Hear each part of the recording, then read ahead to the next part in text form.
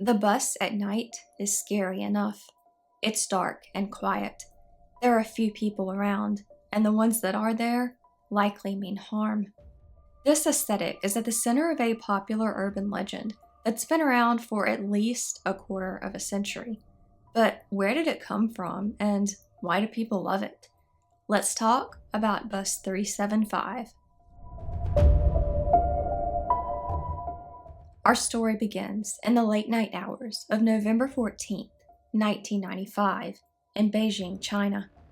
A young man waited for bus 375 to take him to the city of Zhongshan, or Fragrant Hills. It was close to midnight, and this would be the bus's final route of the day. The only other person with him at the bus stop was an older woman. When the bus arrived, they both boarded. The woman took a seat at the front of the bus, the younger man at the back. The only other two people on board were the driver and a ticket collector. A little while later, the driver picked up three men. Two of the men were helping to support a third, holding him by his shoulders. The third man's head was hung, like he was barely lucid after a night of heavy drinking. One of the men holding up the man in the middle was wearing robes from the Qing dynasty, which ended all the way back in 1912. This probably would have given away the fact that something was off. After these three men boarded, the older woman accused the young man of stealing her wallet. Obviously, the man was confused and upset. He knew he hadn't done anything. But the argument escalated, and both of them were thrown off the bus. Of course, the man was upset at all of this, but when they got off the bus, the woman suddenly wasn't angry anymore. In fact, she told the man she'd just saved his life. Of course, the man was even more confused now and asked what on earth was going on.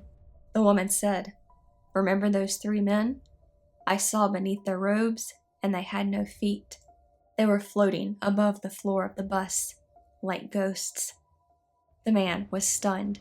He and the woman went to the police, but of course they didn't believe them. The next day, they got the news that the bus had vanished the night before, never even appearing on the camera feed at the station. 3 days later, the bus was found in a body of water about 100 kilometers away from Fragrant Hills. 3 badly decomposed bodies were found inside. The corpses were way too decomposed for the amount of time that they'd presumably been dead, and instead of gas, the bus's gas tank was filled with blood. So, creepy story, right? But is there any sort of real-life incident like this that it could have been inspired by? Well, no. Bus 375 appears to be a real bus in Beijing, but I couldn't find any reports of accidents even remotely fitting the one from the story. I couldn't even find a real Chinese city called Zhongshan, though I did find a Zhongshan station in Beijing. There's also the fact that, just like a lot of urban legends, there are tons of different variations. The version you just heard was cobbled together from several of them. Some stories give the bus a different number or a different report of the numbers of passengers. And in one version, the older woman was actually a man. Unless a similar incident really did happen and the Chinese government covered it up, which is believable but probably not likely, I'm going to write this one off as pure fiction. So if it's not even based on a true story, where did it come from? I've seen claims of it appearing on radio and talk shows as early as 1990, but I couldn't substantiate any of these claims. I also saw mentions of it being posted on Chinese message boards, but I could never find working links to any of these posts. As with many urban legends, I don't think there's any way to know for sure. But my guess, based on what I've researched, is that it probably did originate somewhere in the Chinese media, likely social media, in the early 1990s. So why does this story work? I think it took shape in the way it has and spread like it did because it says a lot about several universal fears and human nature. The story utilizes several common horror tropes that play on our fears. The fears of darkness, isolation, and strangers. According to the legend's Grokkapedia page, which is a source I never thought I would cite, the story relies heavily on standard horror tropes common to urban legends involving public transportation, late night travel on sparsely populated routes, an isolated and vulnerable setting, a mysterious stranger who appears out of nowhere, and sudden, unexplained disappearances.